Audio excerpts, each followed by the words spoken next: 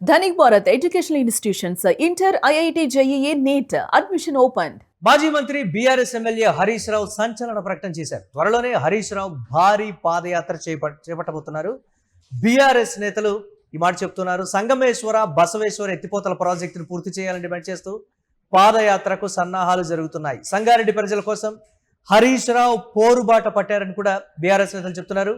కాంగ్రెస్ ప్రభుత్వ వైఫల్యాలపై మాజీ మంత్రి ధ్వజమెత్తారు.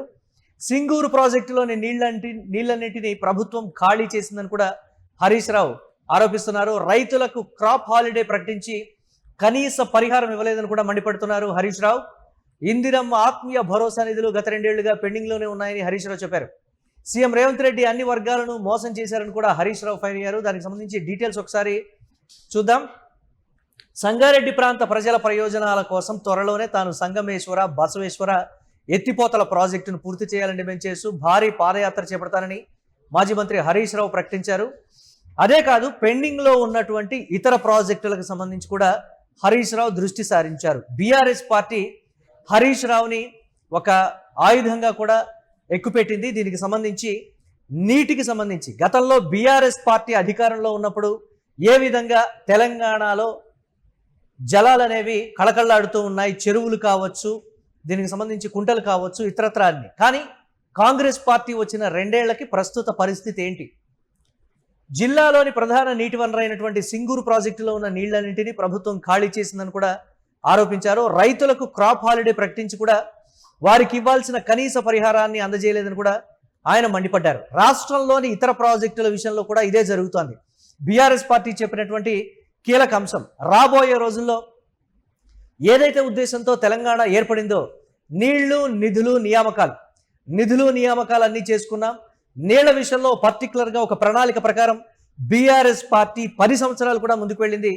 కాంగ్రెస్ పార్టీ వచ్చినటువంటి ఈ 2 ఏళ్ల కాలంలోనే 10 ఏళ్ల కన్నా ముందు ఉమ్మడి ఆంధ్రప్రదేశ్లో తెలంగాణ పరిస్థితి ఏ విధంగా ఉందో, రైతుల పరిస్థితి ఏ విధంగా ఉందో ప్రస్తుతం అదే పరిస్థితులు నెలకొన్నాయి. ఇది హరీష్ రావు పవర్ పాయింట్ ప్రజెంటేషన్లో గతంలో చెప్పినటువంటి మాట.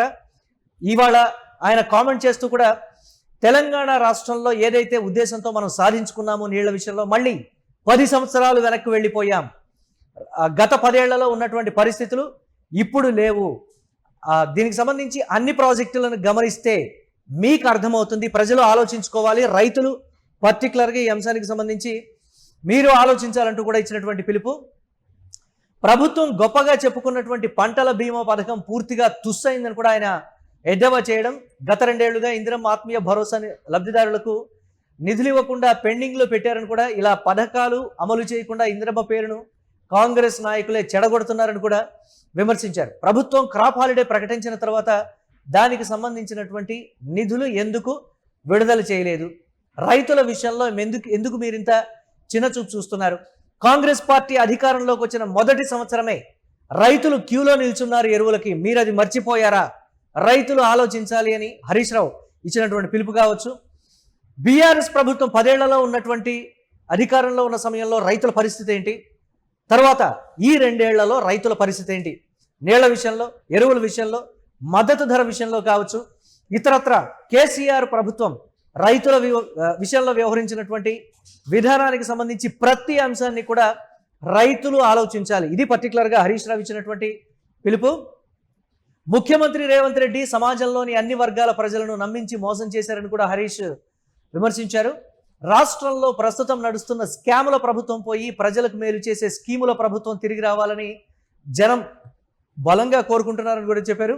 రేపు భూమి బద్దలైనా, రేవంత్ రెడ్డి తలకిందులుగా తపస్సు చేసినా, ఆఖరికి భూకంపం వచ్చినా సరే తెలంగాణలో మళ్ళీ వచ్చేది ఖచ్చితంగా బీఆర్ఎస్ ప్రభుత్వమే. ఇది ధీమాగా చెప్పారు హరీష్ రావు. రాష్ట్రంలో విచ్చలవిడిగా అవినీతి జరుగుతుందని ఆరోపిస్తూ ప్రభుత్వ గురుకుల పాఠశాలల టెండర్లలో 3 కాంగ్రెస్ మంత్రులు కలిసి భారీ స్కామ్కు పాల్పడ్డారని హరీష్ రావు సంచలన వ్యాఖ్యలు చేశారు. ఈ అవినీతి విషయంపై నిలదీసేందుకు అధికారులను కలిసేందుకు తాము వెళుతూ ఉంటే రేవంత్ ప్రభుత్వం పోలీసులను అడ్డం పెట్టుకొని తమని దారుణంగా అడ్డుకుందని ఆగ్రహం వ్యక్తం చేశారు. ఇక ముఖ్యమంత్రి రేవంత్ రెడ్డి తనపై వ్యక్తిగత విమర్శలు చేయడంపై హరీష్ రావు స్పందించారు. సహజంగా పొట్టిగా ఉన్నోడికి పొడుగ్గా ఉన్నోడిని చూస్తే కొంత ఈర్ష్య, అసూయ ఉంటాయి. అందుకే రేవంత్ రెడ్డి ఎప్పుడు మాట్లాడినా నా ఎత్తు గురించే మాట్లాడుతూ ఉంటాడంటూ చురకంటించారు. అటువంటి కామెంట్స్ కూడా చేశారు. కాంగ్రెస్ ప్రభుత్వం ఎన్ని అబద్ధాలు చెప్పినా తెలంగాణలోని ప్రతి గ్రామంలో తాము అధికారంలో ఉన్నప్పుడు బీఆర్ఎస్ చేసిన అభివృద్ధి పనులు స్పష్టంగా కనిపిస్తున్నాయని హరీష్ రావు చేసినటువంటి కామెంట్. గ్రామాన మీరు ఆలోచించుకోవాలి అనేటువంటి మాట చెప్పారు. ప్రతి బీఆర్ఎస్ కార్యకర్తకి ఈ నేపథ్యంలో హరీష్ రావు ఒక మాట చెప్పారు. గ్రామాన గత 10 ఏళ్లలో గ్రామాల పరిస్థితి ఏంటి, రైతుల పరిస్థితి ఏంటి, అభివృద్ధిలో మనం ఎంత పర్సంటేజ్ చేయగలిగాము, ఇప్పుడు ప్రస్తుతం గ్రామాల పరిస్థితి ఏంటి, రైతుల పరిస్థితి ఏంటి, ఏ విధంగా ఎంతమంది రైతులు పంటలు పండించుకుంటూ ఉన్నారు, ఎంతమంది రైతులు ఎరువులు కొనుగోలుకు సంబంధించి వారికి లభ్యత బాగుంది అనేటువంటి దానికి సంబంధించి కూడా మీరు ఒక సర్వే చేయండి.